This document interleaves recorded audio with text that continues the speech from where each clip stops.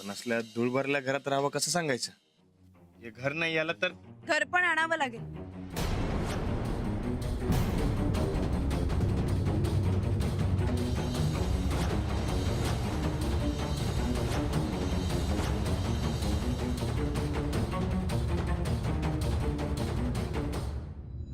अहो तुम्ही इकडे कसं काय? तुम्ही माझ्यापासून गोष्टी लपवल्यात म्हणजे मला काही कळणार नाही असं वाटलं? का नाही सांगितलं? सूरज भाऊजी, तुम्हाला माहितीच असेल ना? नाही म्हणजे रानातच म्हणलं आत्ताच नका सांगायला म्हणून. असं का? नाही म्हणजे ते घर मिळाल्यावर समजा सांगणार होतो. पण मग आधीच का नाही सांगितलं? आधी कशाला सांगायचं म्हणून नाही सांगितलं. तेच तर विचारतेय मी, आधी का नाही सांगितलं? काय सूरज भाऊजी? ते रानादालाच माहिती. तुम्ही विचारा की त्याला.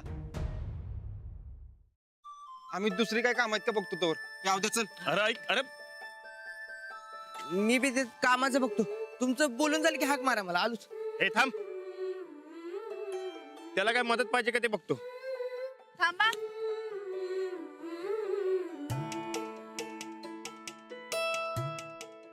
सांगा आता, का नाही सांगितलं? हो आता नवीन घरात तरी भांडू नका.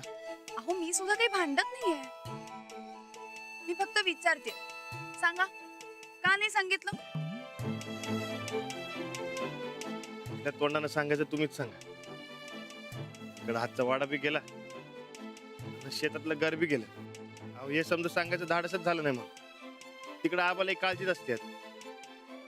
म्हणून म्हणलं घर घावल्यावर समजा सांगतो. टेन्शन मध्ये टेन्शन कशाला? बरोबर आहे तुमचं. पण आलेल्या सुखदुःखांना आपण एकत्र सामोरं जायचं ठरलंय ना. काय बरोबर बोलतेय ना मी?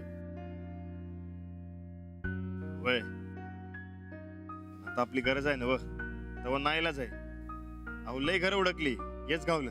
आपल्याला इकडेच राहावं लागणार आहे. राहू की. छोटं मोठं चांगलं वाईट असं काही नसतं. घर बनतं ते घरातल्या माणसांनी, त्यांच्या मायेनी, एकमेकांबद्दलच्या काळजीने. बस आपण एकमेकांबद्दलची माया, एकमेकांबद्दलची काळजी सोडायची नाही. मग काय, आपण जिथे राहायला जाऊ ते आपलं घर. आता जीवाला बघा. जवळ वाडा मिळत नाही तवर आपण इकडेच राहायचं. आपण वाड्यात कसे सगळे आनंदात राहायचो, तसंच इथेही अगदी आनंदात राहू. आलेल्या सगळ्या अडचणी विसरून जाऊ आणि आपण सगळे एकत्र असल्यावर कुठल्याही अडचणींचा सामना करू. तुम्ही संकट असल्यावर अडचण येणारच नाही. आणि तुम्ही सोबत असल्यावर मलाही कधी अडचण नाही. हे ना व आपण कसं सांगायचं? आज शेतातल्या घरात जायचं म्हणून तयार होऊन बसलेत आपण. आपण मला बजावून सांगितलं होतं जमिनीला हात बी लावायचा नाही. म्हणून जमीन मी गहाण ठेवली. आता जमीन बी गेली आणि शेतातलं घर बी गेलं. कसं सांगायचं? सांगू आपण. त्यांनाही सगळ्या अडचणी कळतायत. आपण जर नीट समजावलं ना तर काही नाही म्हणणार. माझं तर धाडसच होणार नाही बघा. तेव्हा तुम्हीच सांगा. मी भाई तुम्ही आहो पण ये बघा. अहो तुम्ही लई भारी समजवता. समजत नाही तवर समजवता. आबा तुमचा ऐकत्याल. तेव्हा ही जबाबदारी तुम्हीच घ्या.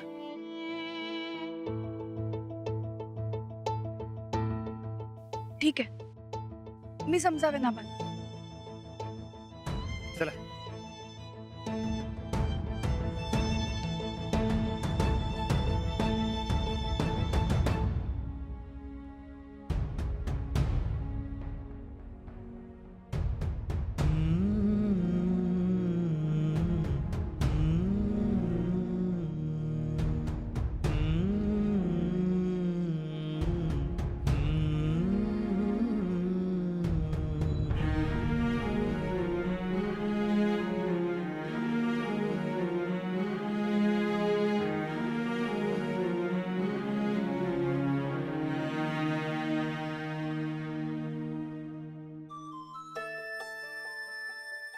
चला.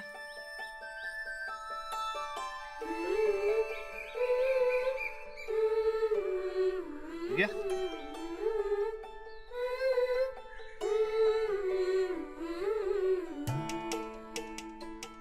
थांबा थांबा.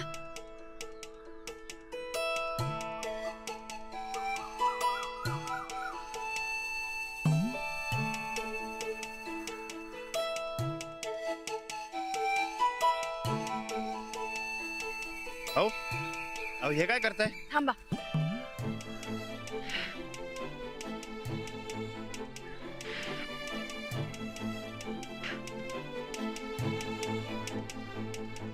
मी म्हणलं होतं ना, घर लहान असो किंवा मोठं, ते घरकुल बनतं प्रेमानं, आपल्या माणसांच्या एकजुटीनं.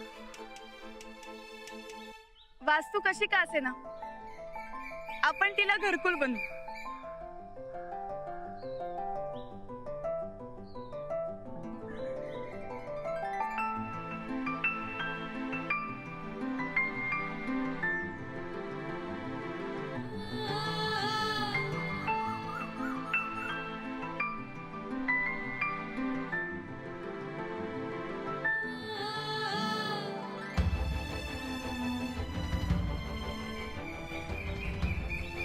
चला.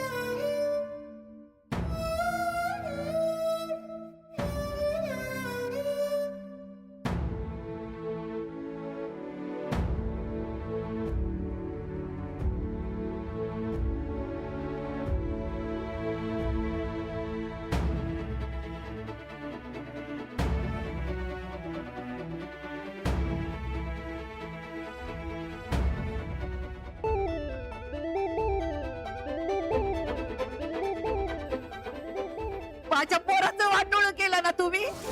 तुमच्या पोराबाळाचं सुद्धा वाटोळं झाल्याशिवाय राहणार नाही. वाटोळं वाटोळं मी एका आईचा तळतळाट आई हो.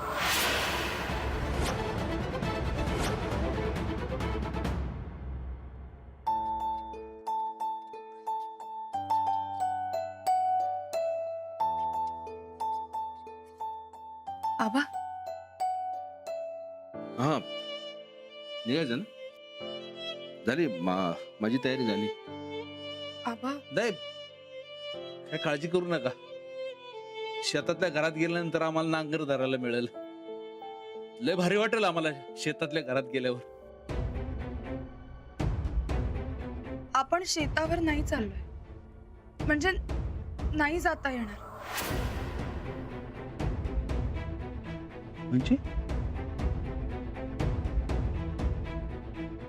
म्हणजे आपली जमीन आणि शेतावरचं घर सध्या तरी आपलं राहिलं नाही. आपलं नाही म्हणजे कोणाचं आहे? आपण ज्या माणसाकडे जमीन आणि घर गहाण ठेवलं होतं ना, त्याने ते जप्त केलं.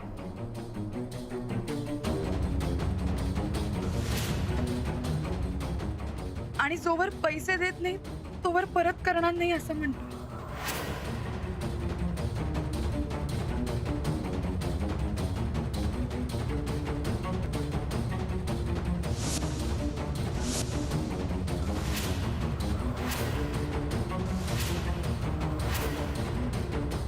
आबा, अहो तुम्ही काही काळजी करू नका.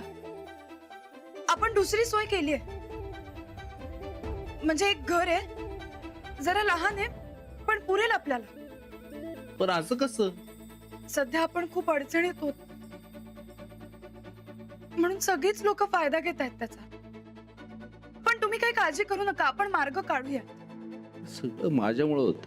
नाही आबा, हो तुमची काहीच चूक नाही, परिस्थितीच वाईट आहे. पण ही परिस्थिती माझ्यामुळे निर्माण झाली आहे ना हो. नाही, असं काहीच नाहीये, आणि ते एवढं महत्वाचंही नाही. सूरज भाऊजी आणि राणाजींनी आता एक घर बघितलंय, छोटस आहे, जरा ऍडजस्ट करावं लागेल. चालेल ना? राणा कुठे? ते स्वतःलाच दोष देत आहेत.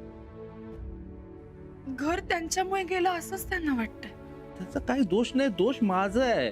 नाही अहो, तसंही काही नाहीये आबा. तुम्ही असे स्वतःला दोष देत राहिला तर आम्ही काय करायचं? तुम्ही फक्त आम्हाला धीर द्या. आपण या अडचणीतून काहीतरी मार्ग नक्की काढूया. एवढं कराल ना?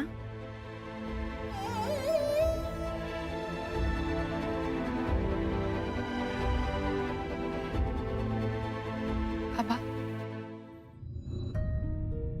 तुम्ही नका एवढी काळजी करू. सगळं व्यवस्थित होईल.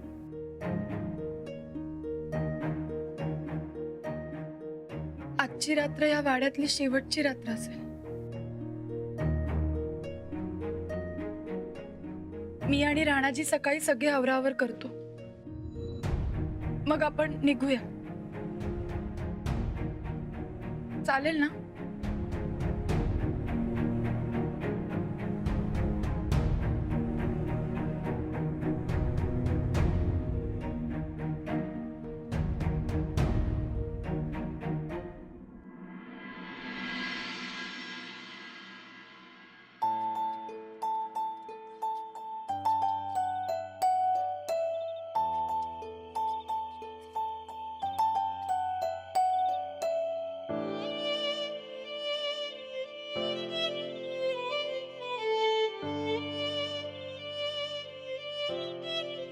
साहेबराव, घाबरू नकस, ना काय काळजी बी करू नकस. अरे उन्हातानात काम करणारी माणसं आपण, आपल्यावर कसली बी येऊ दे, आपण घाबरायचं नाही. उद्या आपल्याला घर सोडायचं आहे ना व नवीन घर जरा बेताच आहे, सांभाळून घे. काय माझा राग येत असेल व येतोय ना व? अरे यायलाच पाहिजे, पण घरातल्या कुणालाच माझा राग येत नाही. मला कसं तरी व्हायलाय रे. आपण एवढी मेहनत करून हे समजा कमवलं होत, आणि माझ्या चुकीनं ते गमवलं. लई मोठी चूक झाली ना व माझ्याकडनं. तू कर की माझा राग राग. आबा नाही म्हणत असताना बी जमीन गाठ ठेवली. माझ्यामुळे आपला वाडा बी हातचा गमावला.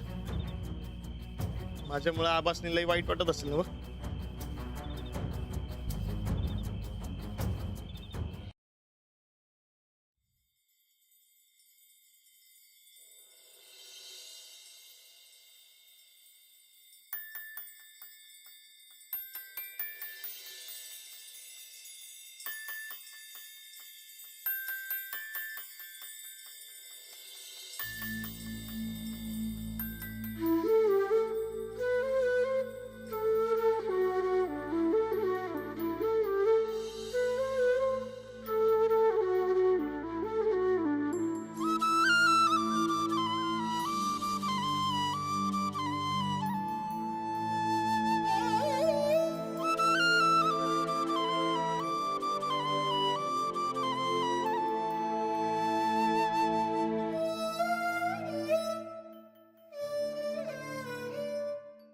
राग आला असेल हो माझा.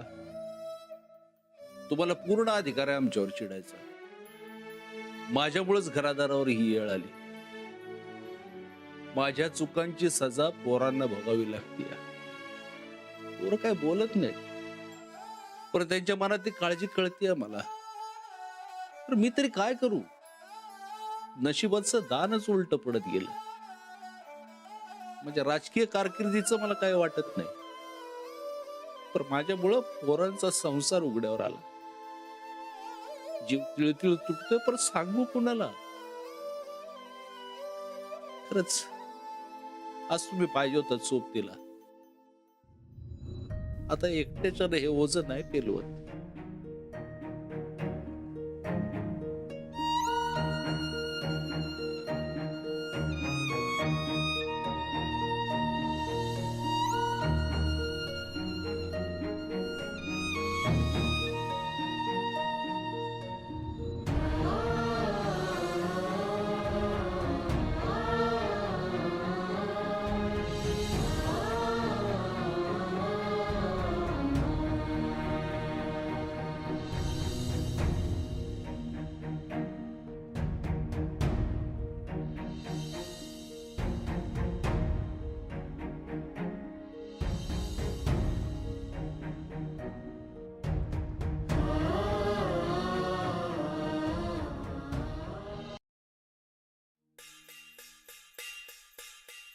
काय गे पॅकिंग झाली वाटते तुझी? काय विचारायला लागलोय मी? नंतर पॅकिंग करायची म्हणून टाइम पाहिजे म्हणून माझ्या मागे किरकिर करशील. आम्ही ही खोली सोडून कुठं बी जाणार नाही. काका संगड बोलणं झालं वाटतंय तुमचं. चांगलंय, राहा तिघं मिळून. सूरज, काय आहे? काय काय काय हे बघ, हे समजा ज्यांच्यामुळे झालंय का नाही त्यांनी खुशाल जावं हे घर सोडून, पण आम्ही कुठं बी जाणार नाही. त्यांच्या कर्माची फळं आम्ही का भोगायची? अगं मग मी कुठं काय म्हणायला लागलोय? तुला राहायचं तर राह की, विचार काकाला. अरे काय नवरा आहेस का कोण आहेस तू? इथं आमचा जीव तिळतिळ तुटायलाय आणि तू तू चेष्टा कर हा आमची. तुझा जीव तुटायला लागला इथल्या ऐशो आरामासाठी. हा मग वाढलोय आम्ही लहानपणापासून आयुष्य आरामात. आता आमची ऐपत नाही राहिली ऐशो आराम पुरवायची, ठीक आहे? अरे पण मग नवरा म्हणून काय कर्तव्य आहे का नाही तुझं? कर्तव्याच्या गोष्टी तर शिकवूच नकोस मला. अरे जेव्हा होतं तेव्हा राहिलीच नव मजेत. आता नवऱ्याची नाही ऐपत, तर जेवढं आहे तेवढ्यात ऍडजस्ट करायचं हे तुझं कर्तव्य आहे. बघा जमते का तुमसनी?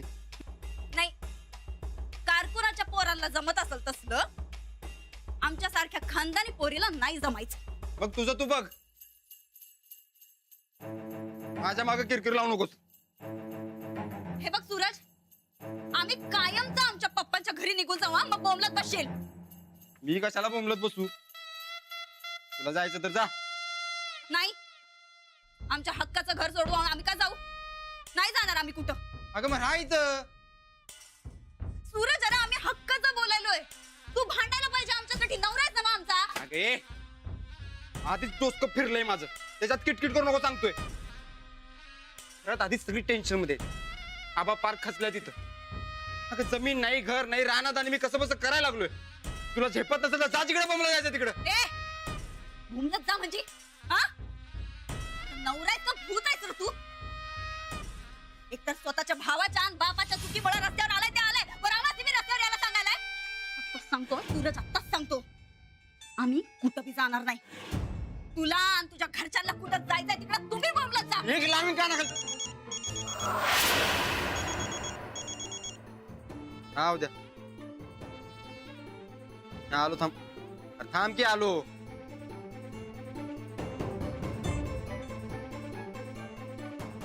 ए हीच तर सगळ्या बॅगा भरून ठेवायच्या, नाही तर मी आहे आणि तू आहे.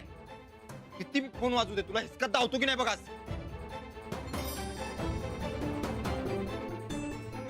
आता खरा हिसका तर आम्ही धावणार आहे. बाप खचला म्हणून लई पुळका आलाय ना ग त्याचा. आता या खचलेल्या आणि खंगलेल्या बापाला असं काय सुनावतो, धडकन कोसळलाच पाहिजे. आमच्यावर आवाज चढवलाय, आता तो आवाजच बंद करतो.